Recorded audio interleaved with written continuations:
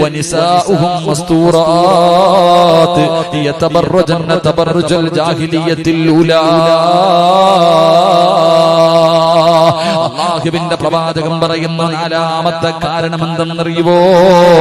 ഇന്നത്തെ പെണ്ണുങ്ങളുടെ ജീവിതത്തിന്റെ ശൈലികളാ, ഇന്നത്തെ പെണ്ണുങ്ങളുടെ പ്രവർത്തനങ്ങളാണ്.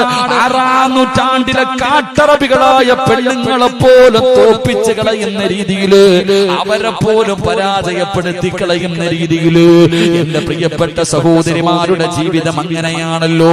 എന്റെ പ്രിയപ്പെട്ട പെങ്ങന്മാര്, ഉള്ളത് പറഞ്ഞതിന്റെ പേരിൽ നിങ്ങൾ എന്നെ എന്ത് പറഞ്ഞാലും എനിക്കൊന്നുമില്ല. നിങ്ങൾ എന്നോട് ദേശം കാണിച്ചെന്ന് പറഞ്ഞിട്ട് എനിക്കൊന്നുമില്ല. നിങ്ങളുടെ സ്നേഹം കിട്ടുന്നതിന് വേണ്ടി ഞാനിത് പറയാതെ ഇരുന്ന നാളെ അല്ലാഹു നരകത്തിൽ എടുത്തു വെക്കുന്ന ഒന്നാമത്തെ വിറക് എന്റെ ശരീരമായിരിക്കും പെങ്ങള്. അതുകൊണ്ട് എന്റെ പ്രിയപ്പെട്ട ഉമ്മമാരോട് പെങ്ങന്മാരോട് അല്ലാഹുവേ, ഇന്നത്തെ മുസ്ലിം പെണ്ണിന്റെ ജീവിത ശൈലികൾ കണ്ടാൽ, അവളുടെ നടത്തവും അവളുടെ സ്വഭാവവും അവളുടെ പ്രവർത്തനങ്ങളും കണ്ടാൽ എന്റെ പ്രിയമുള്ളവരെ നമുക്ക് അത്ഭുതം സംഭവിച്ചു പോവുകയാണ്. ഇന്നത്തെ പെണ്ണുങ്ങൾക്ക് എന്തേ സംഭവിച്ചത്? ഇന്നത്തെ എന്റെ പ്രിയപ്പെട്ട പെങ്ങന്മാർക്ക് എന്തേ സംഭവിച്ചത്? എന്തെല്ലാം കോമാളിത്തരങ്ങളാണ്, എന്തെല്ലാം പേക്കൂത്തുകളാണ്. അല്ലാഹുവിനും അവന്റെ പ്രവാചകനും ഇഷ്ടപ്പെടാത്ത കാര്യങ്ങൾ ചെയ്യുന്നതിൽ എന്റെ പെങ്ങൾക്ക് യാതൊരു പേടിയുമില്ല. അവൾക്ക് മരണത്തെ കുറിച്ചുള്ള ചിന്തയില്ല, ഖബറിനെ കുറിച്ചുള്ള ചിന്തയില്ല, നാളെ പടച്ച റബ്ബിന്റെ പരലോകത്ത് ചെന്ന് നിൽക്കേണ്ടവളാണെന്നുള്ള ഓർമ്മയില്ല. ചെയ്തു കൂട്ടിയത് മുഴുവനും പിടിച്ചു നിർത്തിയിട്ട് അല്ലാഹു എണ്ണി ചോദിക്കുന്ന ഒരു ദിവസം വരാനുണ്ടെന്ന് എന്റെ പ്രിയപ്പെട്ട പെങ്ങന്മാര് മറന്നു പോവുകയാണ്. ഇന്നെല്ലാവരും ടിക്ടോക്കിന്റെ പുറകിലാ. എന്റെ പ്രിയപ്പെട്ട മുസ്ലിം പെണ്ണേ, അല്ലാഹുവേ, പണ്ടുള്ള പെണ്ണുങ്ങൾ തന്റെ മുഖം മറ്റൊരുത്തനെ കാണുന്നത് പേടിച്ചിരുന്ന ഒരു കാലമുണ്ട്, ലജ്ജയുണ്ടായിരുന്ന ഒരു കാലമുണ്ട്. അവന്റെ മുന്നിൽ വന്ന് സംസാരിക്കാൻ മടി കാണിച്ചിരുന്ന പെണ്ണുങ്ങളുടെ കാലമുണ്ട്. പക്ഷേ ഇന്ന് പടച്ചവനെ, എന്റെ സഹോദരിമാര് പടച്ചവനെ ടിക്ടോക്ക് എടുത്ത് ഫേസ്ബുക്കിൽ ഇട്ടിട്ട് ലൈക്ക് തണ്ടുന്ന കാലവാ. എന്റെ പ്രിയപ്പെട്ട പെങ്ങന്മാരോട് ചോദിക്കുകയാ, നിങ്ങൾക്ക് എങ്ങനെ കഴിയുന്നു പെങ്ങള്? 15ഉം 20ഉം വയസ്സുള്ള പെമ്മക്കള് പോകട്ടെ, 40 തികഞ്ഞ എന്റെ ഉമ്മമാര് പോലും ഇന്നതിന്റെ അടിമകളായി മാറിയിരിക്കുകയാണ്. പെങ്ങളെ, 15 വയസ്സുകാരിക്ക് പക്വതയെത്തിയില്ല. ഈ 40 തികഞ്ഞ കിളവിയായ നിനക്കിനി എന്ന് പക്വതയെത്താരാ? 40 തികഞ്ഞ ഉമ്മ 18 വയസ്സുകാരിയായ 20 വയസ്സുകാരിയായ മകളുടെ കൂടെ ടിക്ടോക്ക് നടത്തുന്നത് ഉമ്മയാണ്.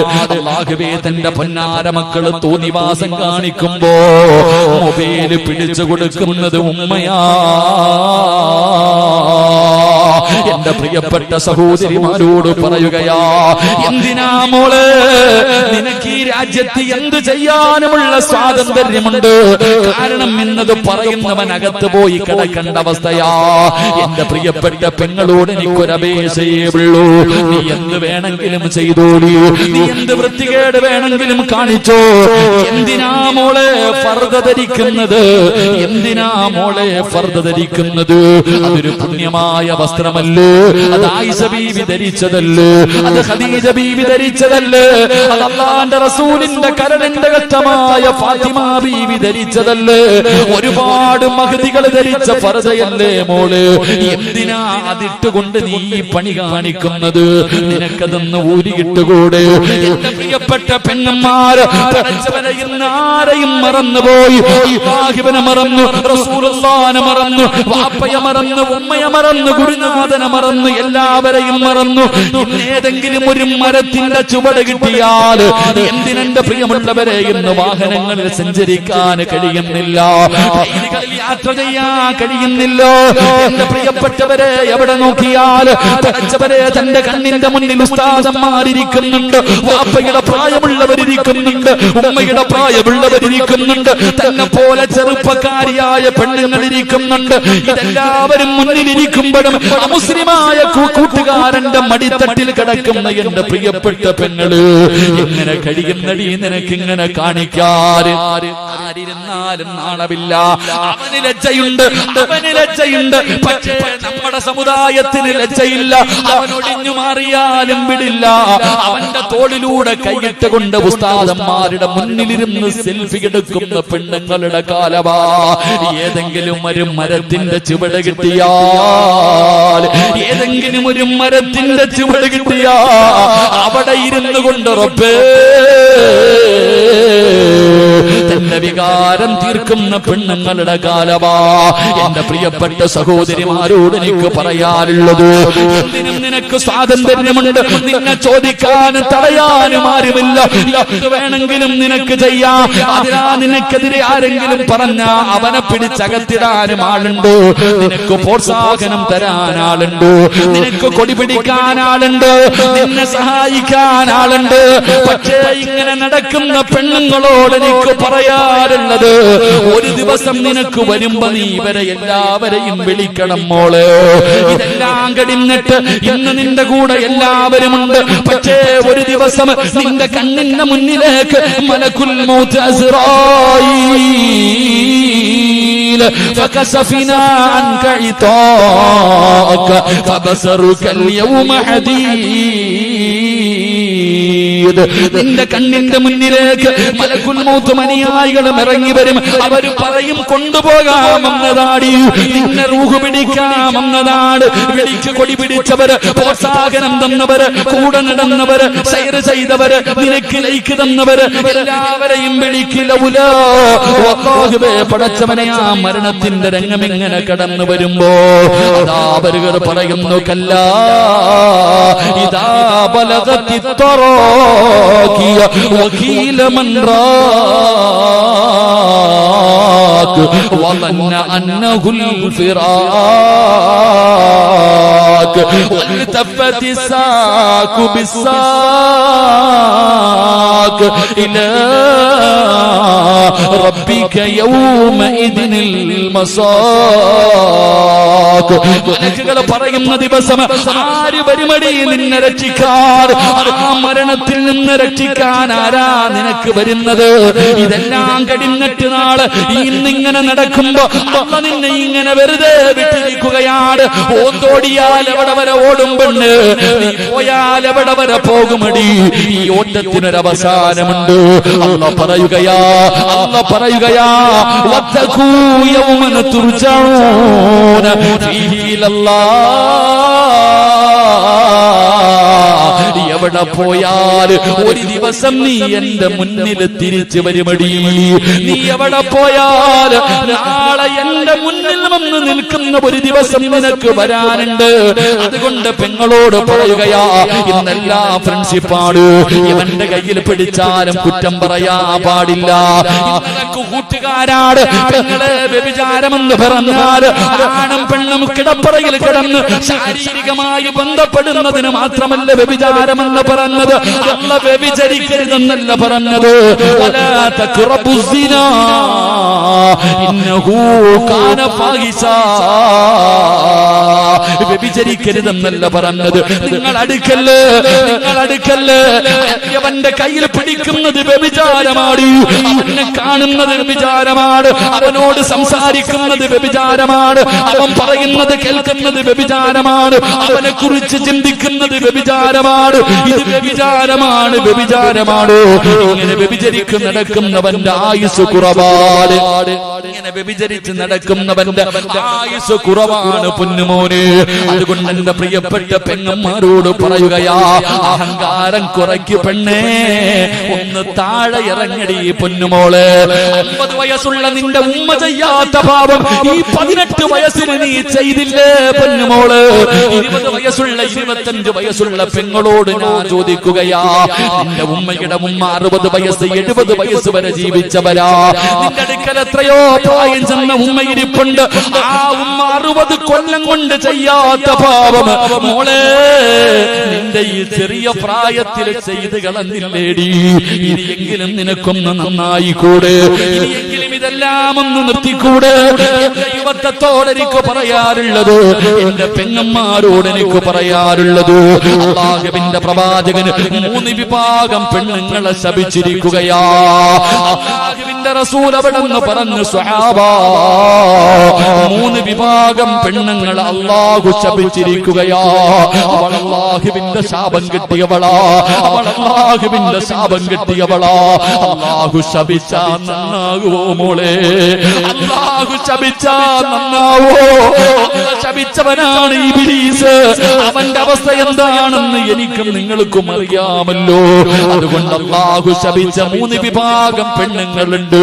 അതിലെ ഒന്നാമത്തെ വിഭാഗമാരാ?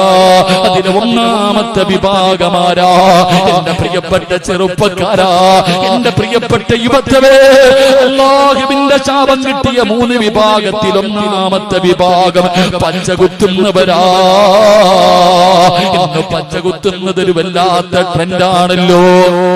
ശരീരത്തു പച്ചകുത്തുന്നത് ഇന്ന് വല്ലാത്ത ട്രെൻഡാണല്ലോ. നേരത്തെ ആണുങ്ങൾ മാത്രമാണ് ചെയ്തതെങ്കിൽ ഇന്ന് പെണ്ണുങ്ങളിലേക്കും കടന്നു വന്നിരിക്കുകയാ. അവളുള്ള വീട് നേരെയാകൂല. അല്ലാഹുവിന്റെ ശാപം കിട്ടിയവളുള്ള വീട്. എന്റെ റസൂലുള്ള പറയുകയാണ്, നിന്റെ ഭാര്യയുണ്ടോ, നിന്റെ മക്കളുണ്ടോ, നിന്റെ കൂടപ്പിറപ്പുണ്ടോ, അല്ലാഹു ശപിച്ച 3 വിഭാഗത്തിൽ നിന്റെ വീട്ടിലെ ഏതെങ്കിലും ഒരു പെണ്ണുണ്ടോ? റസൂലുള്ള പറയുകയാ, പച്ചകുത്തുന്നവരെ അല്ലാഹു ശപിച്ചിട്ടുണ്ട്. രണ്ടാമത്തെ വിഭാഗം ആരെന്നറിയോ? ചെറുപ്പക്കാരാ, നീ ചോദിക്കുമല്ലോ, ഉസ്താദേ എന്ത് ചെയ്തിട്ടും ഞാൻ എന്തേ നേരെയാകാത്തത്? ഞാനെന്ത് കച്ചവടം ചെയ്താലും പൊളിയുന്നല്ലോ, എന്തെല്ലാമുണ്ട് ഉസ്താദേ, ബർക്കത്തില്ലല്ലോ, വയറ് നിറയുന്നില്ലല്ലോ, തൃപ്തിപ്പെടാ കഴിയുന്നില്ലല്ലോ. എന്റെ ചെറുപ്പക്കാരാ, വീട്ടിൽ പോയിട്ട് നോക്കടാ. അല്ലാഹുവിന്റെ റസൂല് പറയുന്നു, പടച്ച റബ്ബ് ശപിച്ച രണ്ടാമത്തെ വിഭാഗമാരാ? സൗന്ദര്യത്തിന് വേണ്ടി മുഖത്തെ മുടി പറിച്ചു കളയുന്ന പെണ്ണ്. നീ അല്ലാഹുവിന്റെ ശാപം കിട്ടിയവളാ. വീട്ടിൽ ചെന്നിട്ട് ഭാര്യയുടെ പിരിയത്തിൽ നോക്കടാ ചെറുപ്പക്കാരാ. നിന്റെ ഉമ്മയുടെ വയറ്റിൽ കിടന്ന തെറ്റ് കണ്ടാ തിരുത്തേണ്ടവനാണ് നീ. നിന്റെ പെങ്ങളുടെ നെറ്റിയിൽ അവളുടെ മുഖത്തേക്ക് നോക്ക്, നിന്റെ സഹോദരിയുടെ മുഖത്ത് നോക്ക്, നിന്റെ ഭാര്യയുടെ മുഖത്ത് നോക്ക്, നിന്റെ പെമ്മക്കളുടെ മുഖത്ത് നോക്ക്. ഇന്ന് പെണ്ണുങ്ങളല്ല സൗന്ദര്യവർദ്ധനവിന് വേണ്ടി പടച്ചവനെ അവരുടെ ശരീരത്തിലെ മുടി പിടിത് കളയുകയാണ്. ഇന്നെല്ലാം മോഡലാ, പുടുത്ത നാറുപടി പൊന്നുമോള്, മണ്ണ് തിന്നണ്ട ശരീരവാ. എത്രയൊക്കെ സൗന്ദര്യമുള്ളവളാണെങ്കിലും 3ന്റെ അന്ന് കബറങ്ങാടം പൊളിച്ചാ അല്ലാഹുവേ, ചിതലും പുഴുക്കളും താവളം പെരുത്തുണ്ടതിൽ സന്തോഷമാണവകൾക്കു നീ ചെല്ലുന്നതിൽ. പൊൻവർണ്ണ കോമള മൃദുലമായ ശരീരമിൽ സമരത്തിലാണു പരസ്പരം തിന്നുന്നതിൽ. കാർഡില്ലറേഷന് വേണ്ട പോലതിലുണ്ട്, ക്യൂ സിസ്റ്റമില്ല, തള്ളലാണത് കൊണ്ട്. ഇതെല്ലാം പുഴുക്കൾ തിന്നുന്ന ഒരു ദിവസം വരാനുണ്ട് മോളെ.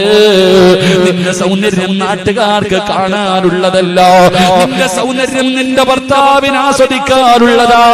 നാട്ടുകാരുടെ മുന്നിൽ സൗന്ദര്യമുള്ളവളാണെന്ന് തെളിയിക്കാ. തന്റെ മുഖത്തിലേക്കും തന്റെ പെരിയത്തിലേയും മുടി പിഴുതു കളയുന്ന ഉമ്മമാരെ,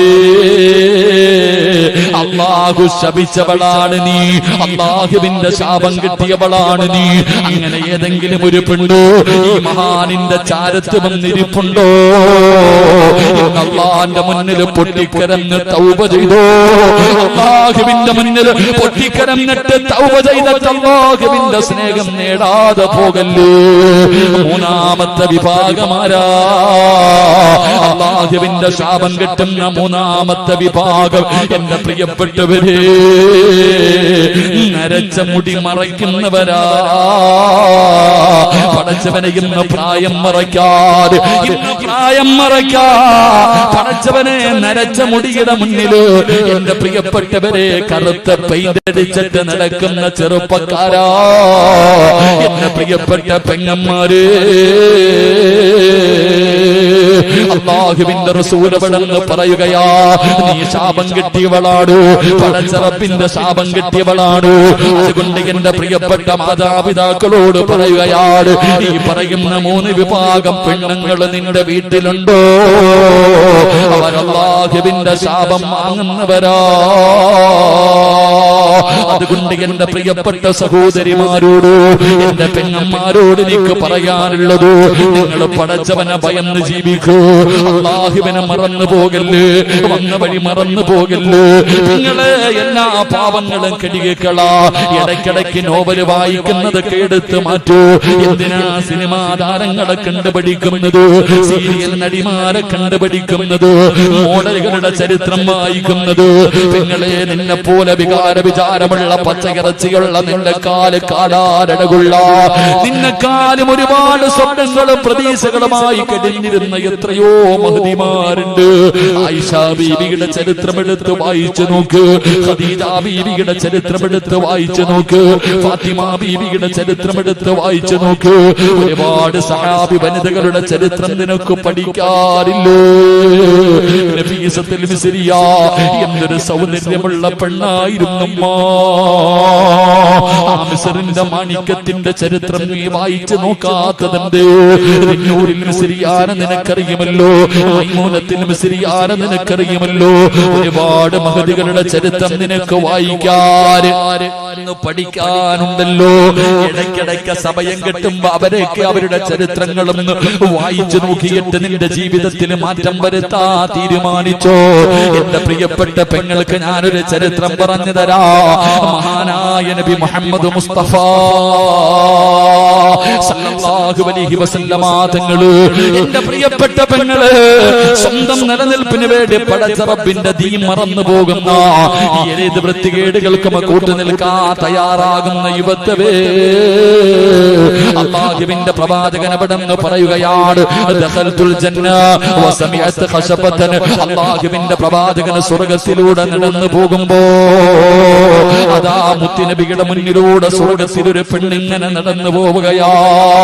അല്ലാഹുവിന്റെ പ്രവാചകന്റെ മുന്നിലൂടെ സ്വർഗ്ഗത്തിലൊരു പെണ്ണിങ്ങനെ നടന്നു പോവുകയാണ്. ആരാണെന്നറിയുന്നില്ല. അല്ലാഹുവിന്റെ റസൂലിനെ വല്ലാത്ത അത്ഭുതമായി പടച്ചവര്, എന്നെക്കാലം മുമ്പേ സ്വർഗ്ഗത്തിലൊരു പെണ്ണ് കടന്നു പോകുന്നു. മുത്തുനബിയാണ് സ്വർഗ്ഗം തുറക്കുന്നത്. അല്ലാഹുവിന്റെ പ്രവാചകൻ സ്വർഗ്ഗത്തിലേക്ക് കടന്നു ചെല്ലുമ്പോ അല്ലാഹുവിന്റെ പ്രവാചകന്റെ മുന്നിലൂടെ നടന്നു പോകുന്ന ഒരു പെണ്ണിനെ കാണുകയാണ്. അല്ലാഹുവിന്റെ റസൂൽ ചോദിക്കുകയാണ്, ഫഖുൽതു മൻ ഹൗലാ, ആരാ എന്റെ മുന്നിലൂടെ നടന്നു പോകുന്ന ആ പെണ്ണാരാ? ആ സമയത്ത് മലക്കുകൾ പറയുകയാണ്, യാ റസൂലല്ലാഹ് ഹാദിഹി റുമൈസ, അത് റുമൈസയാണ് നബിയേ, അത് റുമൈസയാണ് നബിയേ. ആരാണ് റുമൈസ എന്നറിയുമോ? അനസ് ഇബ്നു മാലിക് റളിയല്ലാഹു തആല അൻഹു, അനസ് റളിയല്ലാഹു തആല അൻഹുവിന്റെ പ്രിയപ്പെട്ട മാതാവാണ് മഹ്ദി ഉമ്മു സുലൈം. ഉമ്മു സുലൈം റളിയല്ലാഹു തആല അൻഹാ, എന്റെ പ്രിയപ്പെട്ട പെങ്ങന്മാർക്ക് ആ സഹാബി വനിതയുടെ ചരിത്രം അറിയുമോ? അനസ് റളിയല്ലാഹു തആല അൻഹുവിന്റെ ഉമ്മയാണ്. അല്ലാഹുവേ, മഹ്ദിയുടെ ചരിത്രം എടുത്ത് വായിച്ചു നോക്ക് പെങ്ങള്. അല്ലാഹുവിന്റെ ദീനിന് വേണ്ടി സ്വർഗം കിട്ടാൻ എന്തൊക്കെ ത്യാഗം സഹിച്ചവനെന്നറിയുമോ? പരിശുദ്ധ ദീനിനെ കുറിച്ച് കേൾക്കുകയാണ്, മുത്തുനബിയെ കുറിച്ച് കേൾക്കുകയാണ്. ഉമ്മു സുലൈം റളിയല്ലാഹു തആല അൻഹ മുസ്ലിമാവുകയാ. അല്ലാഹുവിന്റെ ദീനിലേക്ക് ഷഹാദത്ത് കലിമ പറഞ്ഞിട്ട് കടന്നു വരികയാണ്. മുസ്ലിമായിട്ട് ഉമ്മു സുലൈം എന്ന പെണ്ണ് തന്റെ പൊന്നാര അനസ് എന്ന് പറയുന്ന പിഞ്ചു മകന്റെ കയ്യിൽ പിടിച്ചുകൊണ്ട് വീട്ടിലേക്ക് കടന്നു ചെല്ലുമ്പോ മാലിക് എന്ന ഭർത്താവ് പറയുന്നു, പറയുന്നു ഉമ്മു സുലൈം, എനിക്ക് നിനക്ക് എന്നെ വേണോ പുതിയ മതം വേണോ? നിനക്ക് ഇസ്ലാം മതമാണോ വേണ്ടത്, എന്നെയാണോ നിനക്ക് വേണ്ടത്? ഭർത്താവ് തന്റെ ഭാര്യയോട് ചോദിക്കുമ്പോ കുഞ്ഞിനെ കയ്യിൽ പിടിച്ചിട്ട് ഉമ്മു സുലൈം പറയുന്നു, മാലിക്കേ, എനിക്ക് നിങ്ങളെക്കാളും വലുത് അല്ലാഹുവിന്റെ ദീനാ. എനിക്ക് പടച്ച റബ്ബിനെയാ വേണ്ടത്, എനിക്ക് മുത്തുനബിയാണ് വേണ്ടത്. ഉമ്മു സുലൈം, മതം കളഞ്ഞില്ലെങ്കിൽ ഞാൻ നിന്നെ ഉപേക്ഷിക്കും. ഉമ്മു സുലൈം, ഭർത്താവ് പറയുകയാ, നിന്നെ ഞാൻ ഉപേക്ഷിക്കും, ഈ പിഞ്ചു മകനെയും കൊണ്ട് നീ ഒറ്റയ്ക്ക് ജീവിക്കേണ്ടി വരും. ഉമ്മു സുലൈം റളിയല്ലാഹു തആല അൻഹു പറഞ്ഞു, അല്ലാഹുവിന്റെ ദീൻ വലിച്ചെറിയാൻ എനിക്ക് പറ്റൂല. എനിക്ക് അല്ലാഹുവിനെ വേണം, എനിക്ക് മുത്തുനബിയെ വേണം, എനിക്ക് എന്റെ ദീൻ വേണം. അതുപോലെ നിങ്ങളെയും എനിക്ക് വേണം. നിങ്ങളെ ഉപേക്ഷിക്കാൻ എനിക്ക് കഴിയില്ല.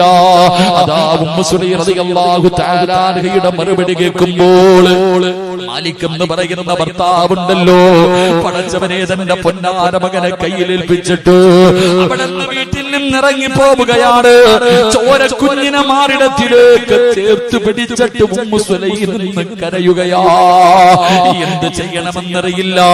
മുസ്ലിമായതിന്റെ പേരിൽ തന്റെ പ്രിയപ്പെട്ട ഭർത്താവ് ഉപേക്ഷിച്ചിട്ട് ഇറങ്ങി പോവുകയാണ്. Ummu Sulaim തകർന്നില്ല. അനസ് എന്ന് പറയുന്ന പൊന്നുമോനെ വല്ലാതെ കഷ്ടപ്പെട്ട് വളർത്തുകയാണ്. അല്ലാഹുവേ, ഒരുപാട് ത്യാഗങ്ങൾ സഹിച്ച് വളർത്തുകയാ. അവസാനം എന്റെ പ്രിയപ്പെട്ടവരെ, മഹാനായ നബി മുഹമ്മദ് മുസ്തഫ സല്ലല്ലാഹു അലൈഹി വസല്ലമ തങ്ങള് ഹിജ്റ ചെയ്ത് നാട്ടിലേക്ക് വന്നപ്പോ എല്ലാവരും അല്ലാഹുവിന്റെ പ്രവാചകന്റെ മുന്നിലേക്ക് ഓടുകയാണ്. ഈ പ്രപഞ്ചം തന്നെ സൃഷ്ടിക്കാൻ കാരണക്കാരനായ മുത്തുനബി മുഹമ്മദ് മുസ്തഫ സല്ലല്ലാഹു അലൈഹി വസല്ലമ തങ്ങളെ കാണുമ്പോ എല്ലാവരും സമ്മാന പൊതിയുമായിട്ട് ഓടുകയാണ്. മുത്തുനബിയുടെ കയ്യിൽ കൊണ്ടുപോയി സമ്മാനം കൊടുക്കുമ്പോ ഉമ്മു സുലൈം റളിയല്ലാഹു തആല വീടിന്റെ അകത്തിരുന്ന് കരയുന്നു, അല്ലാഹ്, എന്റെ കയ്യിലൊന്നുമില്ലല്ലോ റബ്ബേ, മുത്തുനബിക്ക് കൊടുക്കാ, ലോകത്തിന്റെ നേതാവിനെ കൊടുക്കാ. കണ്ടിരുന്ന ആദ്യമായിട്ട് മുത്തുനബിയെ കാണുമ്പോ കൊടുക്കാ, തന്റെ കയ്യിലൊന്നുമില്ലല്ലോ. ഉമ്മു സുലൈം വീടിന്റെ അകത്തിരുന്ന് കരയുകയാണ്. എന്നിട്ട് തന്റെ പൊന്നാര മകനെയുണ്ടല്ലോ, അനസ് എന്ന് പറയുന്ന 10 വയസ്സുള്ള തന്റെ പൊന്നാര മകനെ ഒരുക്കുകയാണ്. പുതിയ വസ്ത്രങ്ങൾ ധരിപ്പിച്ചു, തന്റെ പൊന്നുമോനെ കുളിപ്പിച്ച് വസ്ത്രം ധരിപ്പിച്ച് സുഗന്ധം തേച്ചിട്ട് തന്റെ പൊന്നുമോനെ കെട്ടിപ്പിടിച്ചിട്ട് ചുംബനം കൊടുക്കുകയാ. അനസ് എന്ന് പറയുന്ന പൊന്നുമകൻ ചോദിക്കുന്നു, എന്തിനാവുമ്മ കരയുന്നത്, എന്തിനാവുമ്മ കരയുന്നത്? തന്റെ പൊന്നാര മകന് കെട്ടിപ്പിടിച്ച് ചുംബനം കൊടുത്തിട്ട് കയ്യിൽ പിടിച്ചുകൊണ്ട് ഇലാ ഹദ്റത്തി റസൂലില്ലാഹ്, അല്ലാഹുവിന്റെ പ്രവാചകന്റെ ചാരത്തേക്ക് ഉമ്മു സുലൈം കടന്നു പോവുകയാണ്. അല്ലാഹുവിന്റെ പ്രവാചകന്റെ മുന്നിലേക്ക് കടന്നു ചെന്നിട്ട് അവിടെ നിന്ന് പറയുന്നു, നബിയേ, യാ റസൂലല്ലാഹ്, അല്ലാഹുവിന്റെ റസൂലേ, എല്ലാവരും അങ്ങേക്ക് സമ്മാനം കൊണ്ടുവന്ന് തരുന്നുണ്ട്. വിലപിടിപ്പുള്ള സമ്മാനങ്ങള് എല്ലാവരും അങ്ങയുടെ കയ്യിൽ കൊണ്ടുവന്ന് തരുന്നുണ്ട്. എന്റെ കയ്യിൽ തരാനൊന്നുമില്ല നബിയേ, ഞാൻ പാവപ്പെട്ടവളാ, എന്റെ കയ്യിൽ തരാനൊന്നുമില്ല നബിയേ.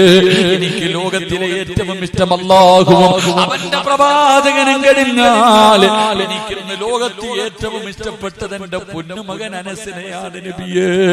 എനിക്ക് ഏറ്റവും ഇഷ്ടപ്പെട്ടത് എന്റെ 10 വയസ്സുള്ള പൊന്നുമോനെയാ. അങ്ങയുടെ കയ്യിൽ തരാൻ എന്റെ കയ്യിലൊന്നുമില്ല. 10 വയസ്സുകാരനായ അനസ് എന്ന് പറയുന്ന പൊന്നുമോനെ മുത്തുനബിയുടെ കയ്യിൽ കൊടുത്തിട്ട് പറയുന്നു, യാ റസൂലല്ലാഹ്, ഇവനെ എടുത്തോ നബിയേ, എന്റെ പൊന്നുമോനെ എടുത്തോ നബിയേ. അങ്ങയുടെ ചെരുപ്പെടുത്ത് തരാൻ, അങ്ങക്ക് വെള്ളമെടുത്ത് തരാൻ, അങ്ങക്കൊരു സാധ്യമായിട്ട് എന്റെ പൊന്നുമകനെ എടുത്തോ നബിയേ. അനസ് എന്ന് പറയുന്ന 10 വയസ്സുള്ള 9.5 മാസക്കാലം ഗർഭം ചുമന്ന് മരണവേദനയുടെ വേദനയും പ്രസവിച്ച തന്റെ പൊന്നാര 10 വയസ്സുള്ള മകന് അല്ലാഹുവിന്റെ റസൂലിന്റെ കയ്യിലേക്ക് വെച്ച് കൊടുത്തിട്ട് ഈ ഉമ്മ പറഞ്ഞതെന്തെന്നറിയുവോ മോനെ അനസ്, നാളെ അല്ലാഹുവിന്റെ പരലോകത്ത് വെച്ച് കാണുമ്പോ ഈ ഉമ്മാനെ നീ കയ്യിൽ പിടിച്ച് സ്വർഗത്തിൽ കൊണ്ടുപോകണേ അനസ്, എന്നെ നീ സ്വർഗത്തിൽ കൊണ്ടുപോകണേ അനസ്. അല്ലാഹുവിന്റെ റസൂലിന്റെ കയ്യിലേക്ക് തന്റെ പൊന്നുമകന്റെ കൈ പിടിച്ച് കൊടുത്തെന്ന് ചരിത്രം പറയുമ്പോ അല്ലാഹു ഇഷ്ടപ്പെട്ട ഒരു മഹാനിന്റെ ചാരത്ത് കടന്നു വന്ന എന്റെ പ്രിയപ്പെട്ട ഉമ്മ പെങ്ങന്മാരോട് ചോദിക്കുകയാ, ആ ഉമ്മ സുലൈം കിടക്കുന്ന സ്വർഗമുണ്ടല്ലോ, ആ സ്വർഗത്തിൽ കിടക്കുന്നത് പോയിട്ട്, ആ സ്വർഗം ചോദിക്കുന്നത് പോയിട്ട്, ആ സ്വർഗമെന്ന് കാണുന്നത് പോയിട്ട്, ആ സ്വർഗത്തിന്റെ പരിമളം 500 വർഷത്തെ വഴി ദൂരം വരെ അടിച്ചു വീശുമ്പണ്ട്.